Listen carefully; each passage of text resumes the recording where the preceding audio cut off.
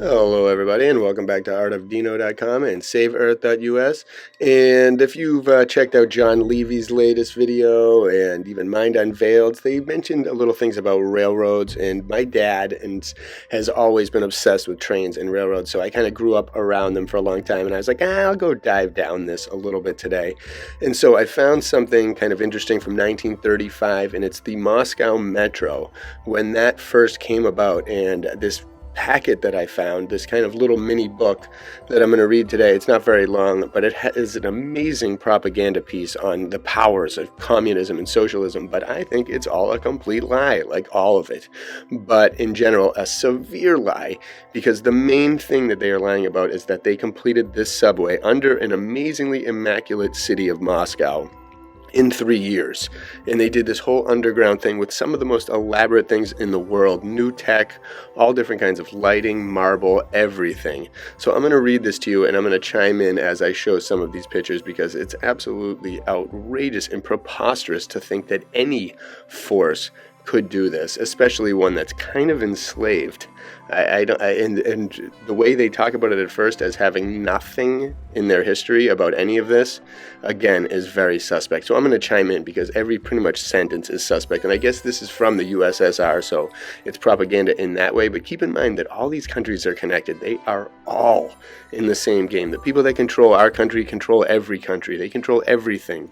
It's all a game to them of Risk or whatever that stupid game was.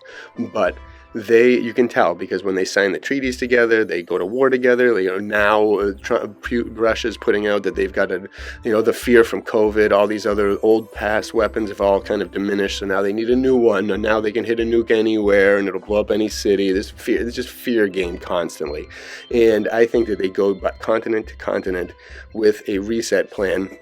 And they do it. They initiate it from continent to continent. Each continent has its own time period. And then they eradicate all of the writings of it and change it and alter the history and teach everything totally differently. And communism is the main thread that they always try to prop up. And that's why I'm worried for the future of America, because it is in a communist dump swirl right now. And you never know who is behind it, but pretty much everyone that's in government. But either way, I'd like to read this. So take a look at this. Moscow has its metro. The first branch of the Moscow subway, which bears the name of Kaganovich, I am going to butcher these pronunciations, so just be ready for that, is open to traffic. Trains run regularly between Sokolniki and the Gorky Central Park of Culture, and rest Krimskaya Ploshchad and Sokolniki and Smolenskaya Ploshchad. In 2 years, a subway 11.4 kilometers in length has been completed, the builders having to contend with subterranean streams and quicksands, and handicapped at the beginning of their work by the absence of workers and specialists with experience of subway construction. So they had to pretty much learn how to build 30 meters under a perfectly developed ancient old world city with immaculate buildings. I'm kind of doubting it. They had to learn it from scratch. They keep putting their foot in their mouth in this, but it's all to stress the power of communism.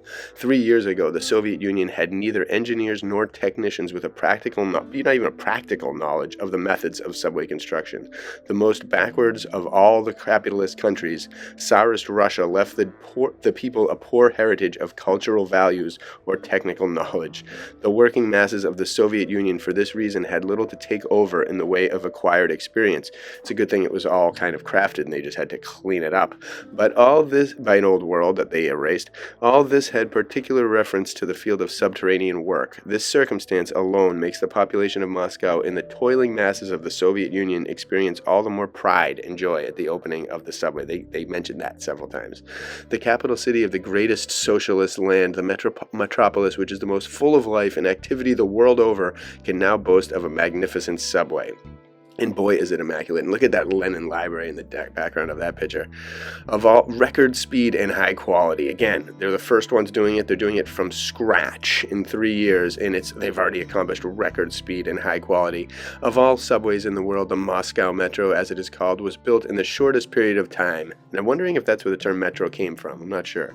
There is not a subway abroad which took less than 3 years to build. That's because they're lying. Construction of this kind is usually estimated to take between 3 and 6 years, and I bet even more, especially if you're learning all of these things from scratch.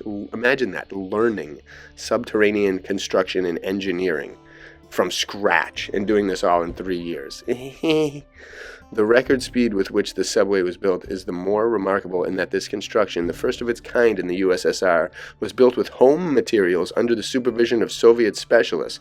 So they were just scamming around people's homes for marble. Oh, here, make a pillar, please.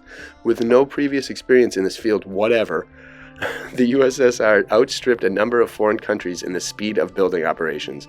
The reason for this lies in the fact that the Soviet Union, being a socialist state, is in a position to concentrate the required workers, even though they have no skills and know nothing about this stuff, and the needed finances on a given piece of work in a way that is impossible for these poor capitalist countries. The attention which Comrade Stalin paid to the building of the subway, the practical guidance of Comrade Kaganovich, the methods of socialist competition and shock work, which the builders applied in their work, together with their high sense of responsibility, all these factors made it possible to overcome the subterranean streams and quicksands, made it possible to master a new branch of technique, and thus to complete this tremendous feat of engineering with record speed.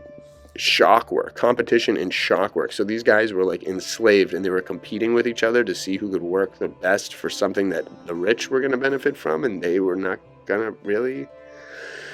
It seems a little odd. The Moscow subway is the best in the world.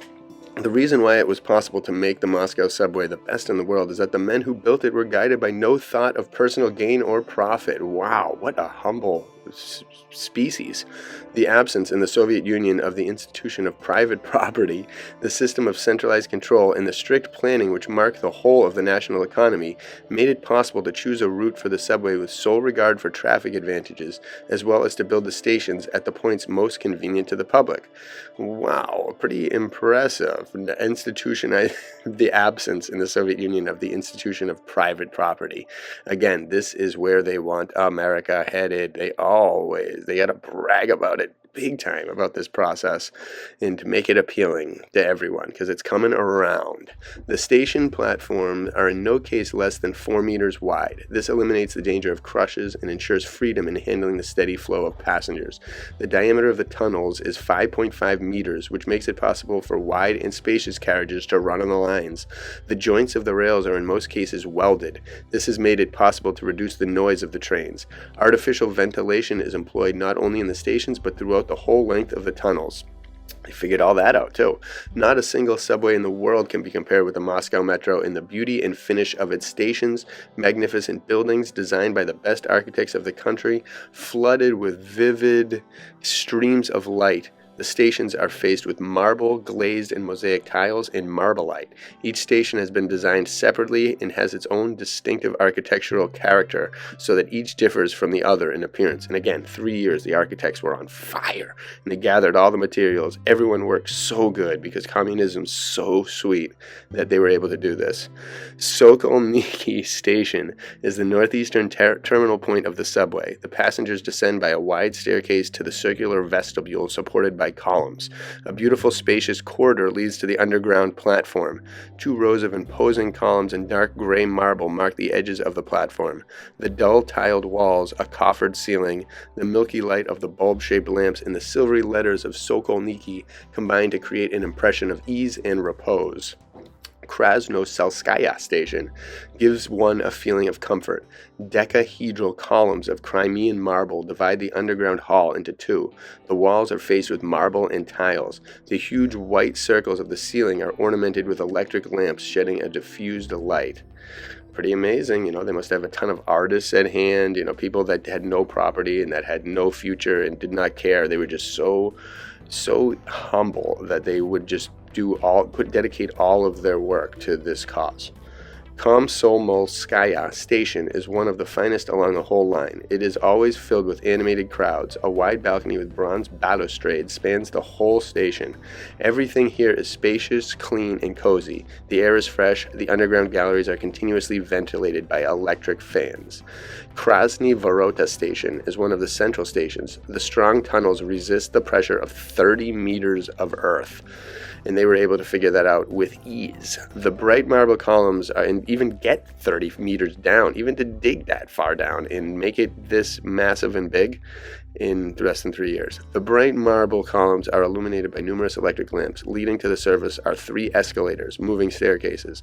They ascend in moving parallels and look as though they ended in infinity. At the sides of the staircases are endless rubber bands which act as handholds and move along with the steps.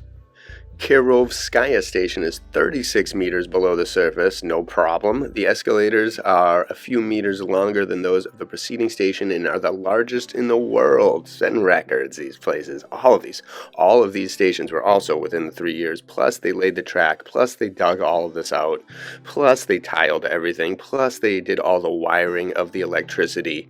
All of it in 3 years. Amazing communism. Dzerskynskaya station is the third of deep-lying stations. The platform is 22 meters below the vestibule. The escalators move with a speed of 3/4 of a meter per second. Okhotny Ryad station is the heart of the subway. The 2 vestibules are situated at one of the entrances of the Moscow Hotel and on the corner of Bolshaya Dmitrovka. Each vestibule has its own escalators faced with polished walnut which lead to the underground platform. Everywhere is marble, labradorite, glazed tiles, steadily diffused light. 3,200 square meters of the best marble were used to face the walls and columns of the station. 3,200 square meters of the best marble. Think about even just how much time it takes to quarry that and prepare that. Yikes. So much time.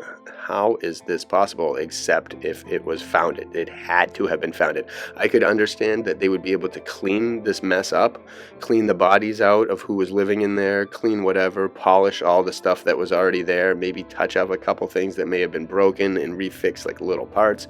But doing all of this, absolutely, I do not believe that it is possible at all. Lenin Library station delights the passenger with the gleam of its multicolored marbles. And I looked at that picture, and it looks ridiculous. And it's just, again, it got me thinking because I was checking out a Paris picture, which I'll try to show at the end with the marking things, and a lot of the places where the subway was, where you were able to get the subway or jump on the subway, were palaces and different other massive things. So the Palace of the Soviets platform charms the eye with its polyhedral columns, the starry petals of which spread out over the ceiling.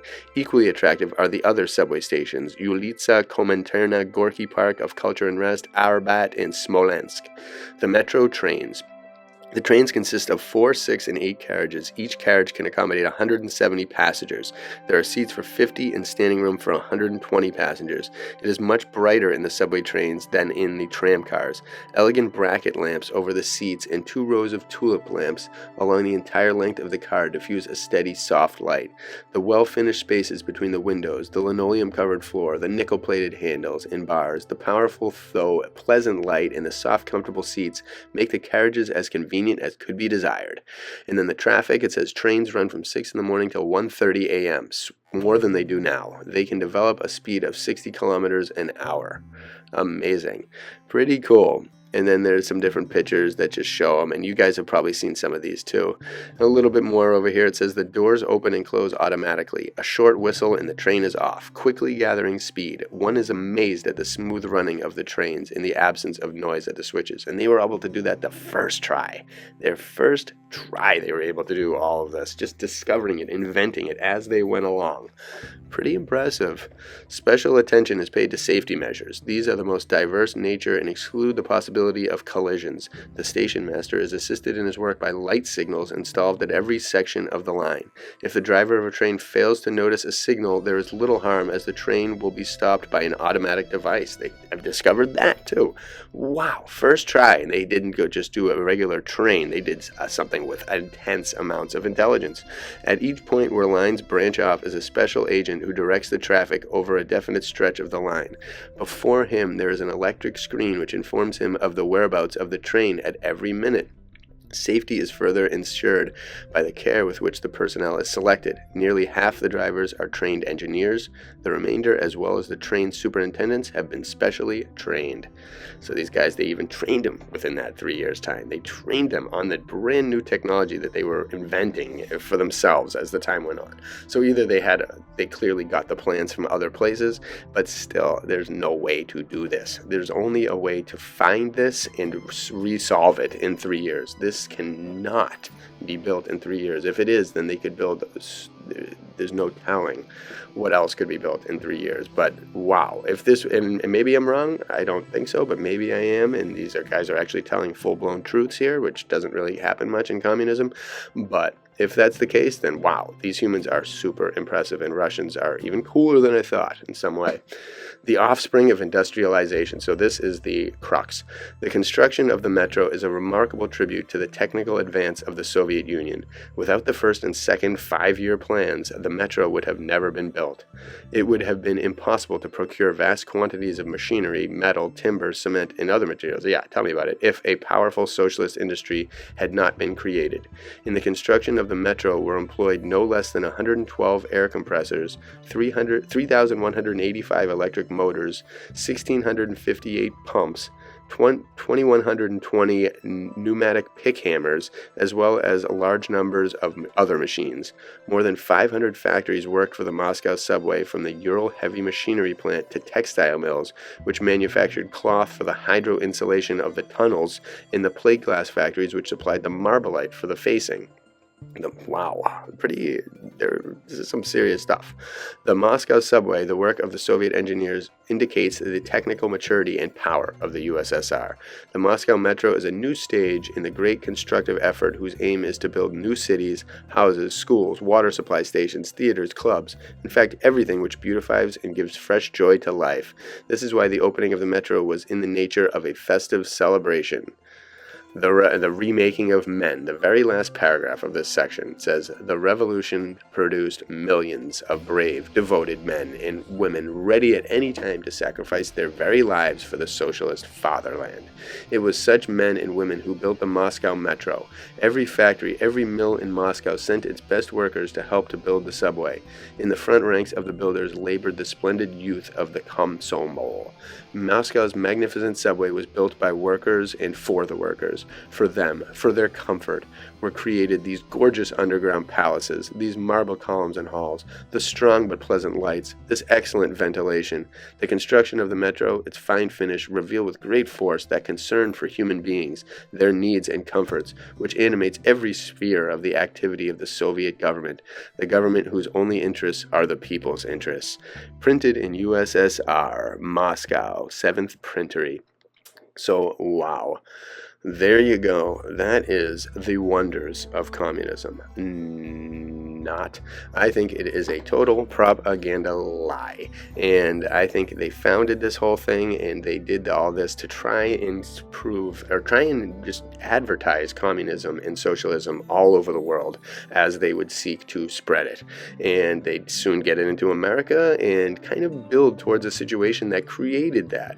But you got to ask yourselves, like this, these people were it was kind of believable that maybe if everyone banded together for a national cause, that at this time, without cell phones and everything like that, all these other distractions, that maybe you could do something humanly impossible in 3 years. So people believed it, like they believed they could go to the moon and all this other crap. But we look at it now and we realize the logistics of it, and we say, no, I'm calling bluffs, because they were finding things all over the world, and then they were claiming them, freemasoning them, and taking the credit for them. And this seems like exactly that. Again, they could clean it in this amount of time and maybe make it work and function and fix the pieces and things like that, but they could never start from scratch and dig under these things. Even what if you dug under a building and all of a sudden there was a crack in somewhere between that 36 meters, and then the palace above you collapsed, or any of this city above you collapsed. They did this blind, it seemed like, with very little knowledge, and they did it as the best job in the world. So that reminds me of old world stuff, because they were the best in the world, and anything that the old world did could pass off as the modern best. Not anymore.